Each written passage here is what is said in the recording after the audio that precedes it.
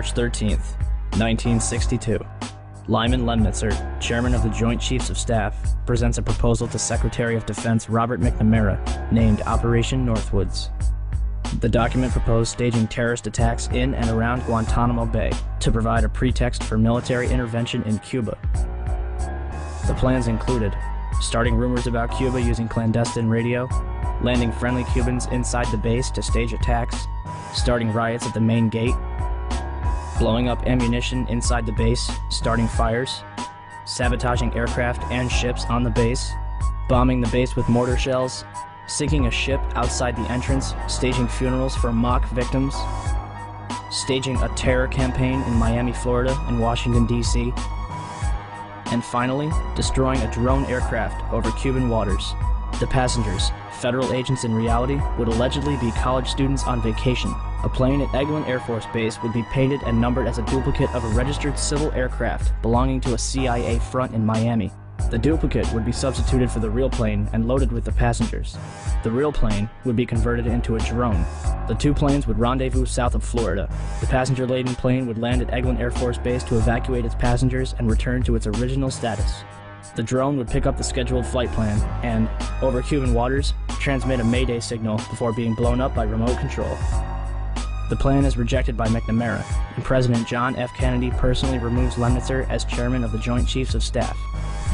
December 1st, 1984.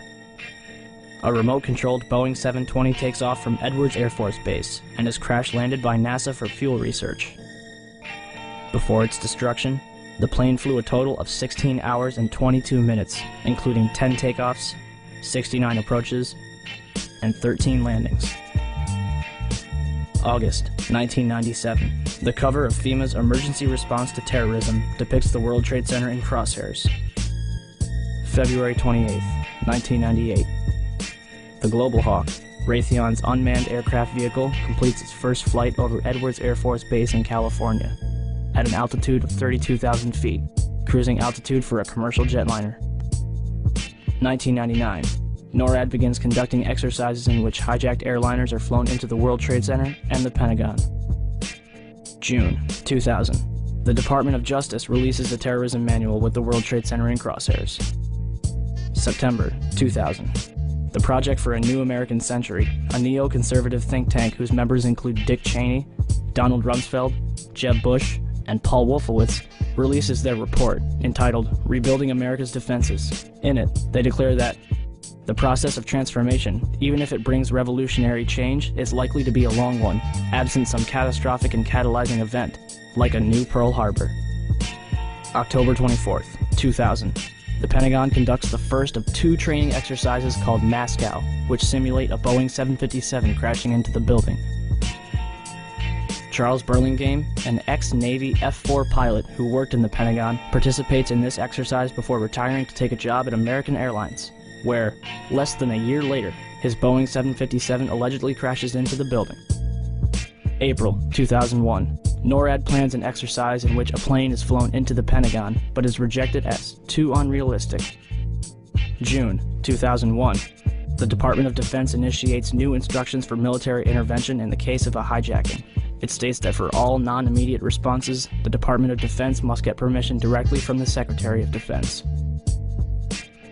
Attorney General John Ashcroft begins flying on chartered jets for the remainder of his term due to a threat assessment by the FBI.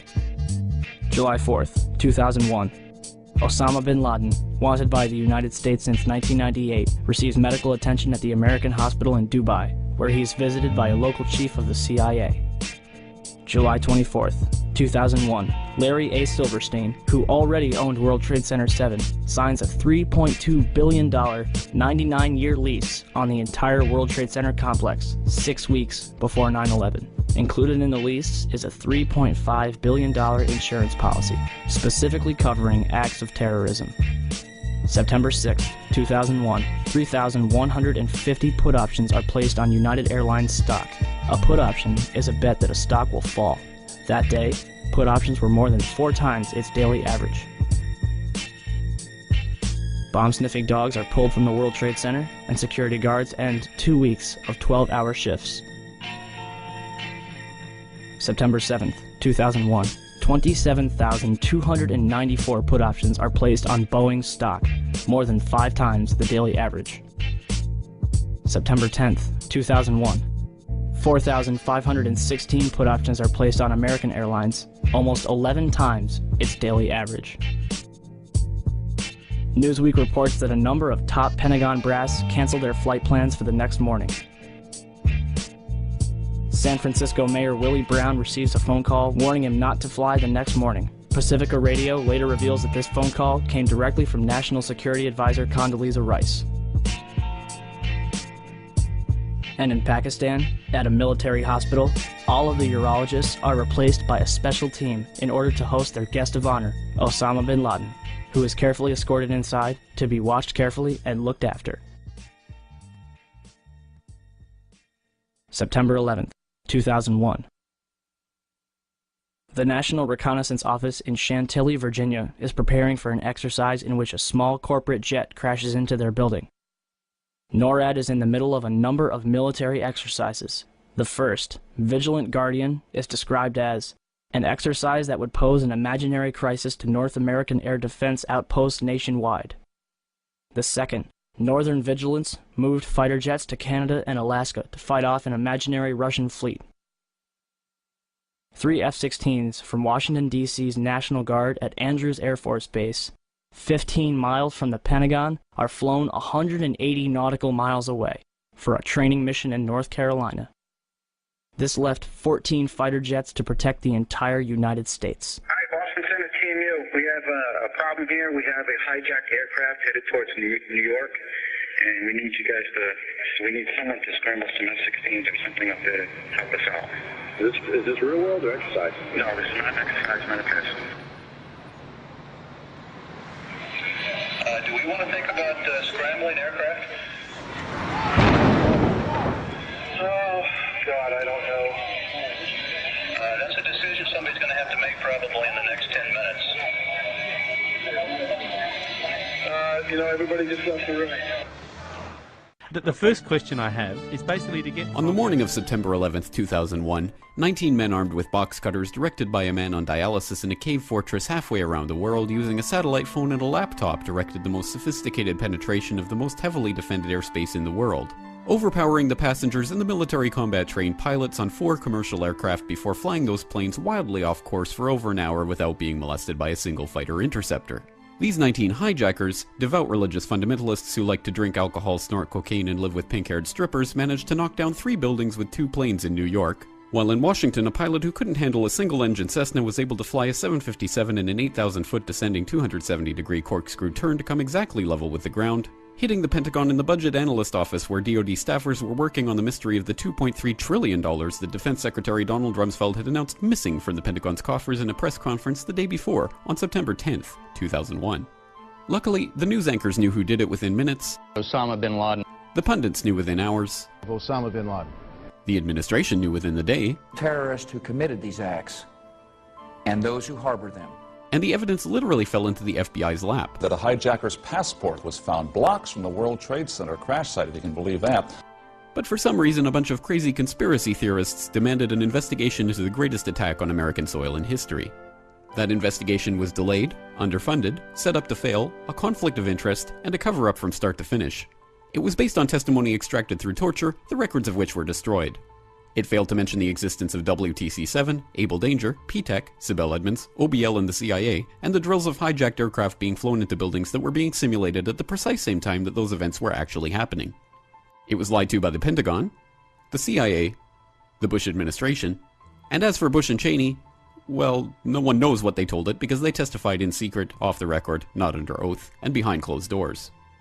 Nobody in our government, at least, and I don't think the prior government that could envision flying airplanes into buildings. Except the Pentagon, FEMA, NORAD, and the NRO.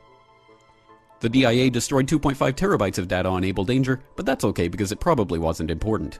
NIST has classified the data that they used for their model of WTC-7's collapse, but that's okay because knowing how they made their model of the collapse would jeopardize public safety. Osama bin Laden lived in a cave fortress in the hills of Afghanistan, but somehow got away. Then he was hiding out in Tora Bora, but somehow got away. Then he lived in Abbottabad for years, taunting the most comprehensive intelligence dragnet employing the most sophisticated technology in the history of the world for a decade, releasing video after video with complete impunity and getting younger and younger as he did so, before finally being found in a daring SEAL team raid which wasn't recorded on video, in which he didn't resist or use his wife as a human shield, and in which these crack special forces operatives panicked and killed this unarmed man, supposedly the best source of intelligence about those dastardly terrorists on the entire planet. Then they dumped his body in the ocean before telling anyone about it. Then a couple dozen of that team's members died in a helicopter crash in Afghanistan. If you have any questions about this story, you are a paranoid, tinfoil, dog-abusing baby hater and will be reviled by everyone. If you love your country, you will never ever express doubts about any part of this story to anyone. Ever. This has been a public service announcement by the Friends of the FBI, CIA, NSA, DIA, SEC, MSM, White House, NIST, and the 9/11 Commission. Because ignorance is...